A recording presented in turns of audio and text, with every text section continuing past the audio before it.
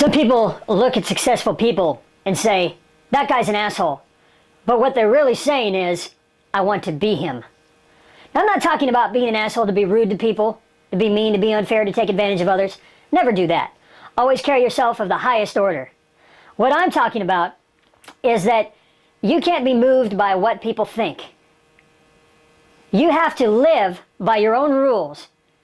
See, the masses are controlled. A large portion of people's motivations are what other people think. So they order their lives in accordance with the approval of others. And that's setting you up to be a slave. Okay? It'll make you a slave. You can predetermine your own outcome. And you'll find that when you don't care what people think, you'll have your detractors. There's always going to be someone who's not going to like you. Okay? No matter how nice. Oh, he thinks he's so nice. No matter how good you are. There are going to be those vultures out there. Those energy vampires. Okay? And they're set up to make you a slave. And so are institutions. They're set up to make you a slave. If you want to control any person or any outcome, all you need to do is retain the objective state. Never be moved by praise or by persecution. Now this is your vampire inoculation right here. This is your vampire inoculation. See, they're out there, and often what's working, what people are doing is intentions that are working through them. It's like Night of the Living Dead. When someone is possessed by a vampire, it's working through them. There's a spirit working through them. Remember expression? Being what you are? Okay, people are being what they are. There's a spirit working through them. And it will try to make you a slave. And there are vampires who will latch onto your energy and try to control you the way they are being controlled. It's set up that way. So this is your vampire inoculation. When you think of objective, when you think of being objective, object, if you're on top of a bike, you are objective of the bike. You're riding the bike. You're controlling it. Now, if you're laying down and all mangled up and the bicycle is on top of you, then you're subjective. You're a subject. Object, subject. So if you remain objective to all things, to the opinions of others, to anything, to praise when others praise you, remain objective to that so it doesn't go to your head. Very important. Remaining objective to persecution. When other people insult you, you know those guards who stand out of the Castle of London, what do they call them? Not the bobbies, you know, the guys with the big hats, and they stand there, and tourists will come up and poke fun at them and make faces at them, and no matter what happens, the guy remains rock solid. Now that's the moving meditation state. If you have that kind of discipline where you're not moved by praise or by persecution, by the carrot or by the stick, when you are not moved by either, then no one can manipulate you. No one can take advantage of you. But when you've been programmed to hearken to praise or persecution, just like someone who hearkens to a ringing phone. Does that make sense? They hear the phone ring, they hearken. And likewise, someone praises you, you hearken, or someone persecutes you, and you hearken. Do you see my point? You've been programmed to hearken. You've been programmed to respond in a certain way, to praise or persecution, to the carrot or the stick. So, when you remove your programming and become objective and have your satori, your moment of awakening, then you become the object rather than the subject. Think about it. You have a king and you have his subjects. So if you want to be the sovereign samurai king of your life, I'm going to give you some pointers now to do just that. First of all, let's talk about your carriage. How you carry yourself. Okay, we've talked about your thinking. Clear mind. How do you get that? Through mushin. Where's my pen? Thank you. Okay. Mushin. It also means a loose translation here would be mind, no mind. See, not being mindful, being effortless. That's what it comes down to. You shouldn't need to strain when you carry yourself. I'll tell you more about Mushin in a little bit, but it's a concept of having an empty mind. An empty mind. Does that make sense? Then you're not fixated on anything and the mind doesn't stop. When you become agitated or irritated, you are a subject. When you become enticed or tempted, you are a subject. If I pull out a Playboy in a centerfold and show you that, and you see that and get titillated, you're a subject. Like Pavlov's dog, the moment they ring the bell, the dog salivates for the meat. You are a subject. In order to be the object, in order to be the authority in your own mind and in your own thinking and in your own words and in your own action, you must be able to control the senses. Now you've heard, undoubtedly, if you've had any NLP, you've heard of the VACOG: visual, auditory, kinesthetic, olfactory, and gustatory. Visual, the eye gate. Auditory, the ear gate. Kinesthetic is touch. Olfactory and gustatory, isn't that taste and smell? I don't remember. Who cares? Okay, who cares? Not the point. The point is that being able to control all of your senses. I want you to imagine right now, have you ever been to a lemon grove? Have you ever been to where they grow lemons, or tasted a fresh lemon and smelled it, or bitten in to a lemon and tasted that bitter, sweet taste? I bet right now that you can actually taste that and your mouth will begin to salivate. Think about it right now. If you close your eyes and just imagine a lemon and imagine what it tastes like, I'm sure as a kid you've bitten into one. Fresh, tangy, juicy. If you can do that, I want you to sit down right now and just close your eyes and do that. You're walking up to a lemon tree, or you're in the grocery store and you grab a nice shiny yellow lemon. You pick that thing up and you just bite into it. And the juice is running down your chin.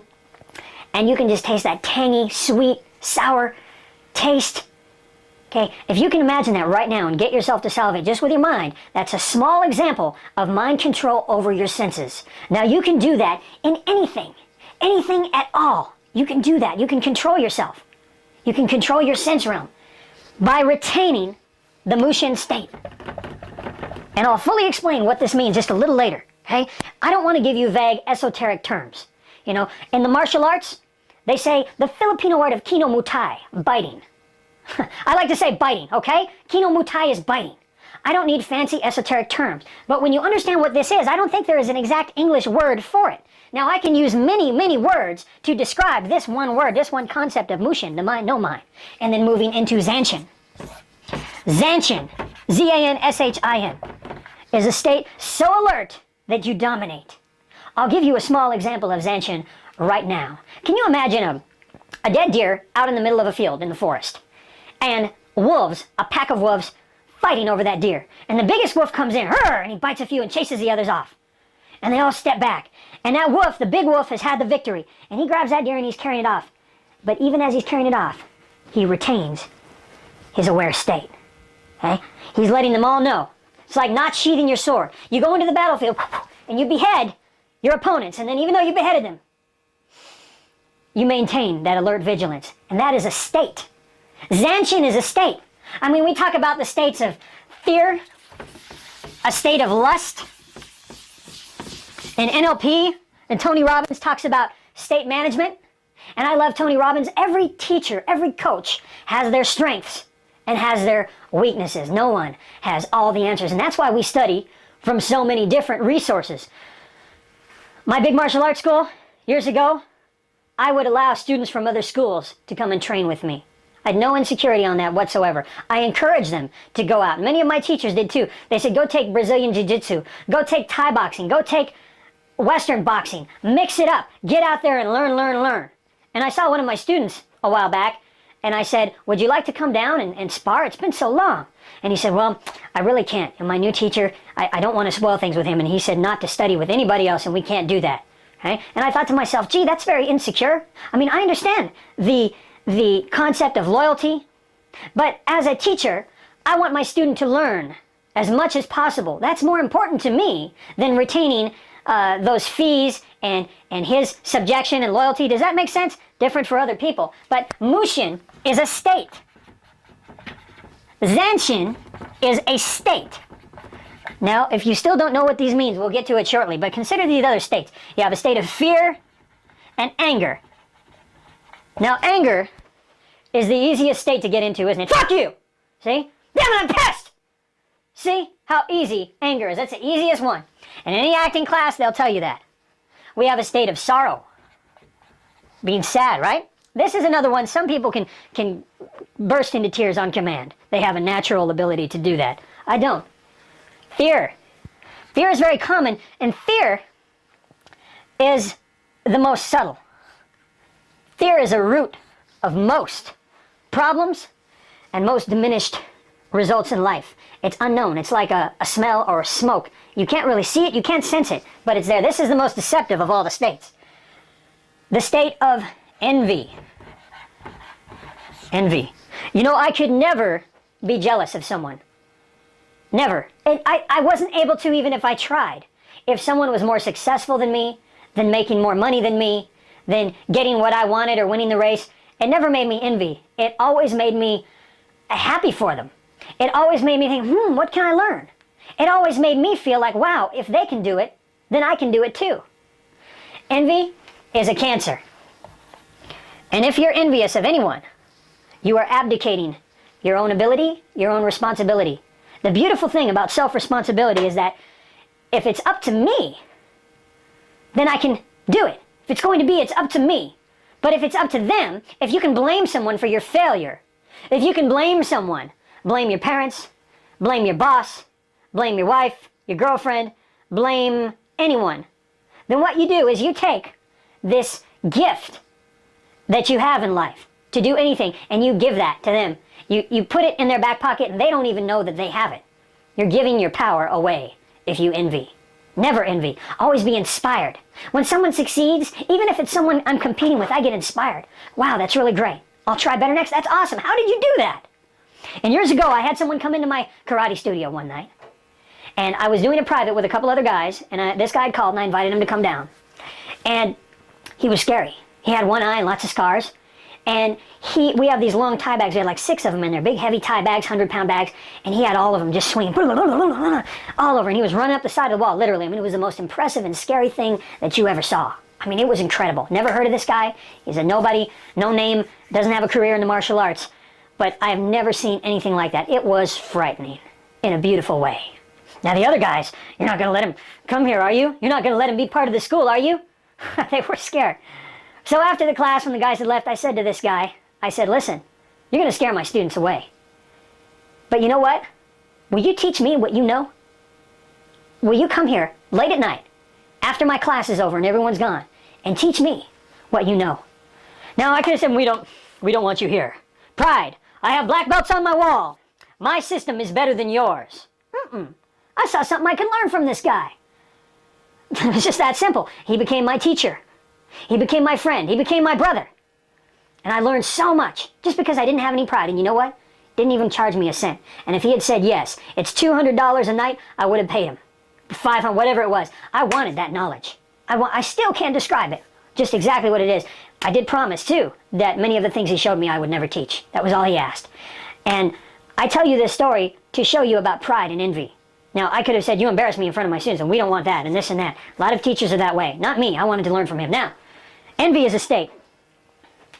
Fear, anger, sorrow, envy, elation, joy, right? Happiness, emotional states, all of these states. So when we talk about state management, let me ask you this. In the Western world, why aren't these states? You might call it a state of awareness, but Zanshin is much deeper than a state of awareness. Zanshin is so alert that you dominate. It's a spiritual state. The same thing with Mushin, with the mind, no mind. Now, this concept would be so highly valuable in our society today.